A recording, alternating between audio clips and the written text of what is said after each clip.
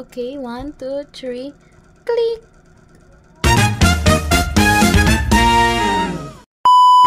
Hello everyone! It's me again, your Ate Yana. For today's video, ang vlog natin, hindi ko alam kung ano ang title. Kung trick or treat ba ng SM Naga City o si Boss Karipa. Kasi naman, yung camera ko talaga laging nahahagip si Boss Karipa. Wow! At bago pala yan, gusto ko lang malaman nyo na ang trick or treat, yun pala yung ililibot natin ng mga bata na naka-costume ng pang Halloween with their baskets at malalagyan niya ng candy ng mga tindahan sa ating SM. At ayan, nagsisimula na dyan ang ating paglilibot. Bababa lang tayo ng elevator or escalator at ayun, magsisimula na ang ating pag-iikot sa SM Naga City. Ayan, madaming bata ang sumali kaya naman talagang nagkakagulo sila. Hindi nga namin lahat nahingian kasi talagang nakakahiya naman na sumingit. Napakadaming tao at mahiyain ang mama ng pamangkin ko na yan. Let's go sa another store kung mabigyan tayo.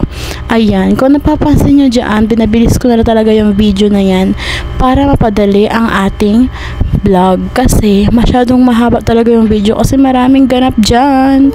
Kung mapapansin nyo nga, ayan, gusto nang kainin ng pamangkin ko yung isang candy. Nakakadalawa pa lang siya pero parang gusto niya nang ubusin.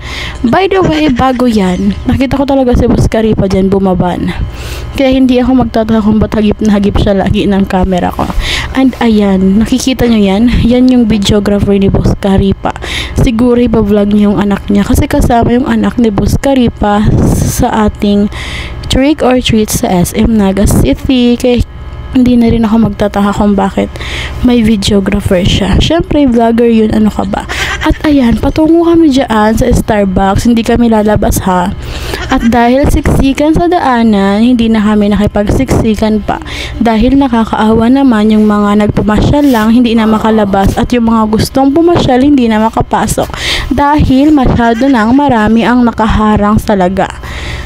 Ayan, dahil nga sa paghihintay namin dyan, napapangiti na lang talaga kami, natatawa sa nangyayari dahil wala na talagang madaanan yung mga gustong pumasyal at yung mga pauwi na sa kanilang bahay.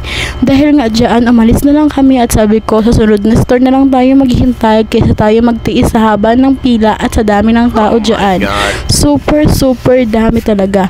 At kung nakikita nyo na hagip ng camera ko si Boss Karipa, tingnan nyo naman ang daming nagpapapictures. Talaga naman, ang dami nila, ang dami talaga. Kaya naman hindi na yan makaalis yan siya. Huy, bawal yun. Saan mo na yan siya dalahin dyan? Sorry.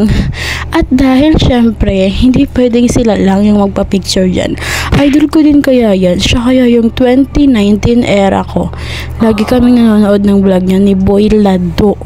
Pati yung papa ko, idol na idol yan. Kaya papalampasin ko ba to? Ayan. Bumabelo na nga ako dyan kung paano ako makakalapit at paano ako makapagpapapicture sa kanya. Super nahihiya talaga ang babae. Super hiyang-hiya talaga ako. Kaya tinitiis ko na lang. Pero sa sobrang kapal ng pagmumuka, hindi na siya yan makatiis. Kaya ayan, nalapit na yan siya at magpapaalam kung pwede magpa-picture. Na para bang pagbabawalan, huy, bawal yun. At ayan, kung napapansin nyo, kinakabahan talaga ako dyan kasi nahihiya ako, ang daming tao. Pero ayan, sa sobrang hiya, lumapit na talaga siya at nagpaalam pa yan. May sinabi pa yan siya. Idol ka kasi ng papa ko, papainggilan ko lang. O diba, pak? Pinutol ko nga lang yung video pero tingnan nyo, nahagip pa rin si Boss Karipa. Oh my God. At pinutol ko yung video dahil gusto ko na tayo sa humihingi na naman kami ng another candy sa another store. Tingnan nyo naman ang dami ng bata. Oh, may switch pa yan dyan siya. Huwag mo kong kulamin. Umalas ka yan siya.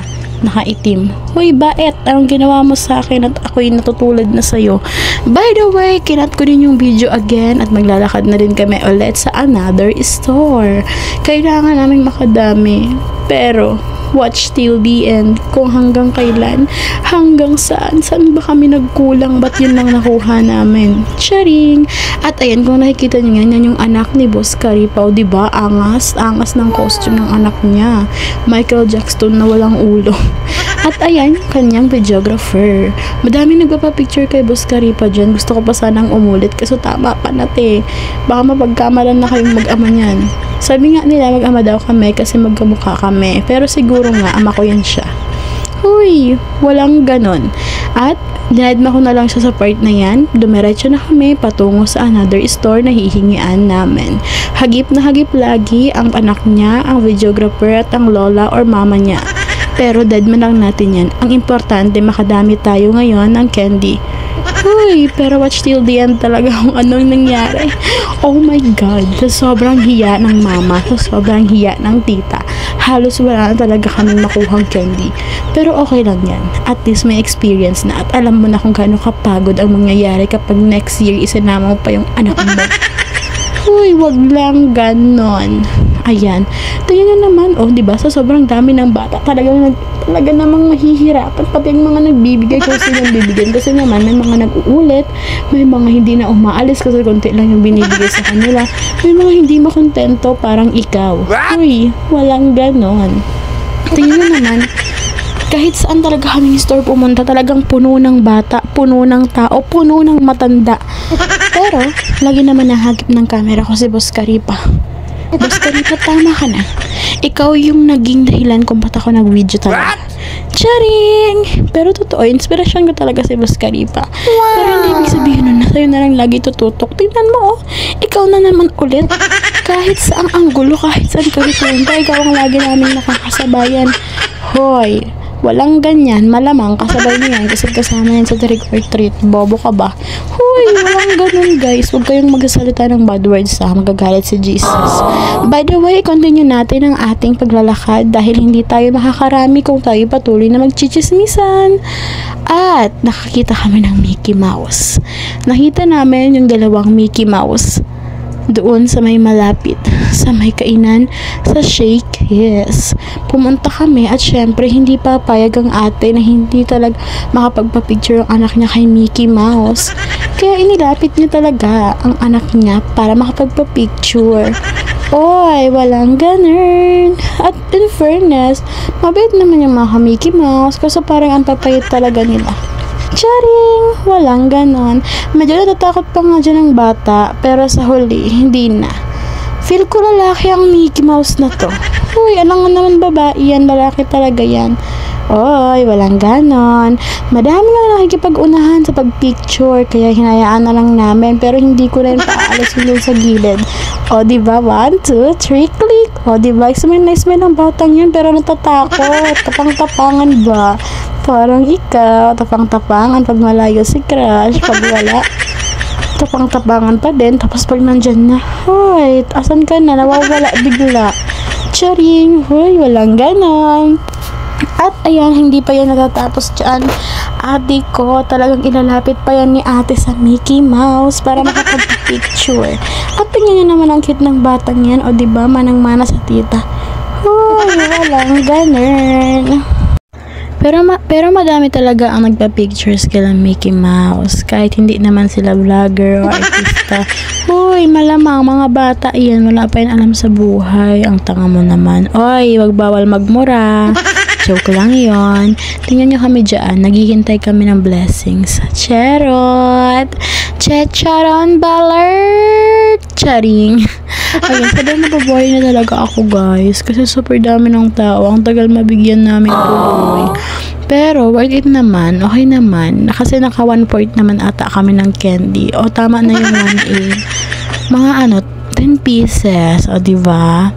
Nakalibre ka ng 10 pieces na candy. Tas max pa yung nakuha. Charing! Walang ganon. At least na-experience nung bata na makasama sa mga ganyan. Yun yung importante dyan guys. Hindi naman kayong matanda dapat yung mag-e-enjoy dyan. If gusto mo go, o tingnan mo naman ang batang to kung makakapit sa akin. Nakala mo naman close kami. Close tayo. Hoy, walang ganon. Pamangkin ata yan ni Ate Sheila. Tingnan nyo naman, ayaw nang bitawan ang kamay ko. Ano bang meron sa kamay ko na yan? Ayaw mong bitawan. Super cute ng batang are. Super dami din ng bata dito. Pero ilan lang yung nakikita kong cute. Kasi yung iba, cute. Yung isa naman, tama lang. Yung isa naman, right angle. Yung isa naman, tama lang. O diba? Ganun dapat. Gina-judge mo dapat sila in a good way. Oy, walang ganon. Huwag tayo maging judgmental, ha? Dapat mabait lang tayo lagi. Ayan, nandito tayo sa roaster. Diba? O, ang bilis nyo nabigyan. Ang bilis nabigyan ni ate. Joke lang, kinat ko lang yan. Oy, parang may nakita ako. Nahagip na naman si Boss Karipa. Ano ba yan? Boss Karipa, tama na. Tama ka na. Kanina ka pa. Charing. Ano ba yan? Lahat naman talaga ng video ko nahahagip si Boss Karipa. Ano bang gagawin ko dito? Malamang i-upload mo. Famous yan eh. Famous yan sa buong Bicolandia. Charing. Walang ganon. Ay, naku, kung dito ata si Miss Buray, naku, magtatalo talagang bunganga naming dalawa. Hoy, mahihain ka nga sa personal, wag kang ganyan. Sorry, hindi pa ako famous, pero pag ako nakilala nyo, handa kayo sa akin lahat. Charing. Oy, napagod ang bata. Ang ganda naman dong inuupuan mo, oh. Diba? Oh, ano gagawin mo dyan? Pak. Oh, sinong tinuturo mo dyan? Paluin natin yan. Charing, gusto lang niyang sumayaw. We're gonna see the pop. Hey, I'm gonna dun. Oh, diba? Kumanta siya. Tignan nyo na lang talaga yung ingin ng boses ko. Ganun talaga. Tingnan nyo naman ang batang ari, oh. Oh, we're gonna see the pop. Hey. Oh, diba? Sumasayaw-sayaw yan siya. Oh, pak. Oh, diba? Tapos magsasawa din yan. Aalis din yan dyan. Akala mo talaga, stay na siya dyan? No. Simpleng galaw lang yan. Magsasawa agad yan. Kaya ang laruan niya napakadami. Dahil bili ang mami niya. Pero pinagsasawaan agad. Mayaman naman yung mami niya. Charing! Walang ganon. Let's go to another trip. Ayan, pupunta kami guys sa gilid at maghahanap pa kami ng iba kung meron pa mamimigay ng candy. Kasi, syempre naman, baka malay mo, diba, meron pa din. Di pa rin sila nag-stop. Oh, ayun sa Ate Sheila, hinahanap namin yan kanina. Pero hindi nakita ni Ate Jane. Ate Jane, saan ka ba kasi pupunta? Ba't di mo nakita yung hinahanap mo? Ayan, edi magdediretso na lang kami kasi naman patuloy naming hanapin, hindi namin mahanap. Tingnan nyo na lang guys sa mga susunod na pangyayari. As in talaga. At meron akong chichika sa inyo. Siguro alam ko ito yung mananalo sa costume talaga. Kasi naman, pasabog ang atake. Tingnan nyo yung mga costume nila. O, diba ang labo ng camera kasi ang likot mo kasi. Pero okay lang yan. Focus ko na lang yan mamaya. Uy, charing! At habang naglalakad kami, tingnan nyo naman kung sinong mananalo sa best in costume. Oh, pak! O, diba? Parang bangka. Umiilaw-ilaw pa ang mata. Oh my God, scary. Feel ko isasakay dun yung bata. Tapos, bibit-bitin niya ng amor, itutulak. Tingnan nyo naman talaga, oh. Hindi pa ba yan mananalo sa ganyan? Super effort naman ng father na yan. Tingnan nyo, oh, parang i-design lang sa SM, pero costume lang pala. Pasabog, wag na, uwi na tayo. Wag na tayong lumaban. Hoy.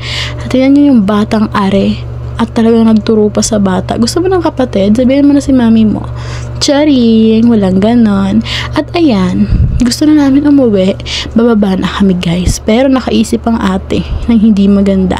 Nang maganda o tama lang. O basta maganda para sa akin yan. Kasi libre niya ng Jollibee. Ang dami pang sinabi, Jollibee lang naman pala. Paki mo. Charing, walang ganon. Ay, wag kayong magsasabi ng mga bad words ha. Uulitin ko, magagalit si Jesus. Ayan, pipila lang ang ate dyan saglit. Tapos kami hahanap ng upuan. Tapos habang pumipila yung ate dyan, kami ni Kia uupo na. At pinutol ko yung video, kaya ayan. O, diba, ready na agad yung in-order namin. Yan lang guys, kasi kumain na talaga kami. Nagutom na kami, kakaikot-ikot. Ano magagawa nyo dyan?